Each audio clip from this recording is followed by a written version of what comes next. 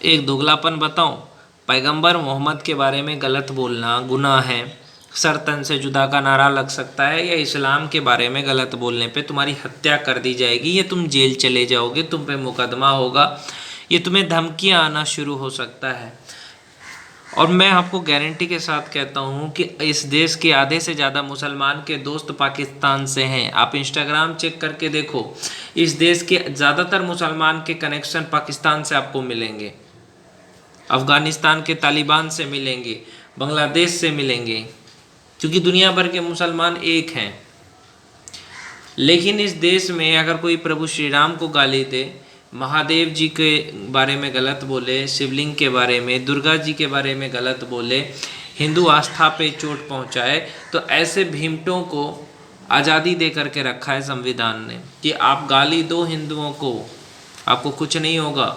लेकिन हाँ, अगर कोई इस्लाम के बारे में कुछ बोल दे, कोई ईसाई के बारे में कुछ बोल दे, तो इस देश में हंगामा हो जाता है। ये डॉक्टर भीमराव अम्बेडकर साहब के बारे में कुछ बोल दे तो हंगामा हो जाता है, क्योंकि भीमटे एक्टिव हो जाते हैं। मैं बस यही कहना चाहता हूँ, क्या इस देश में हिंदू कब तक बर्दाश्त करता रहेगा? इस देश का हिंदू एक हो ही नहीं रहा है। अभी बस 30% ही हिंदू एक हुए हैं। मैं यही कहना चाहता हूँ कि अगर 90% हिंदू एक हो गए तो इस देश में कोई हिंदुओं को आंख नहीं दिखा सकता है। आज एक हिंदू कमेंट सेक्शन में किसी जिहादी से, भीमटा से लड़ेगा तो दूसरा हिंदू नहीं आएगा उसे बचाने। तो ये हो गया हम लोगों का हाल। तो हमें एक दूसरे का साथ देना चाहिए, सपोर्ट करना चाहिए,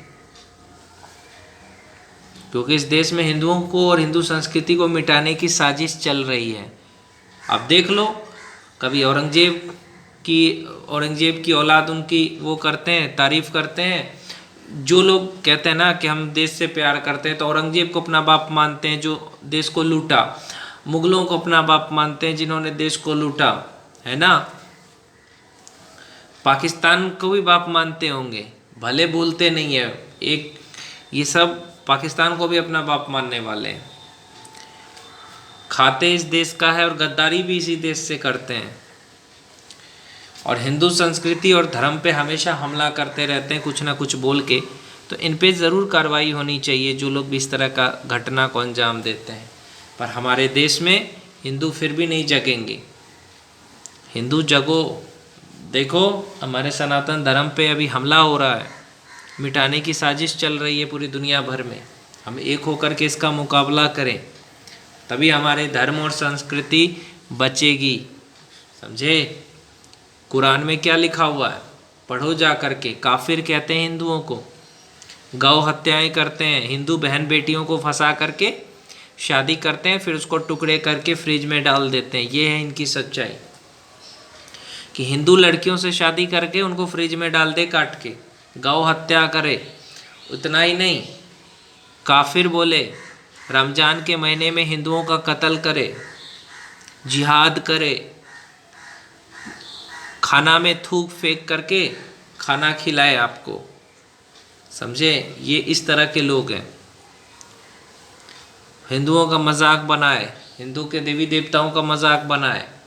को ऐसे बहुत सारे ट्विटर पे, फेसबुक पे, इंस्टाग्राम पे, यूट्यूब पे वीडियो मिल जाएंगे। इन जिहादियों का और भीमटों को भी, भीमटे भी कम नहीं है, ये जो नीले कबूतर है कम नहीं है।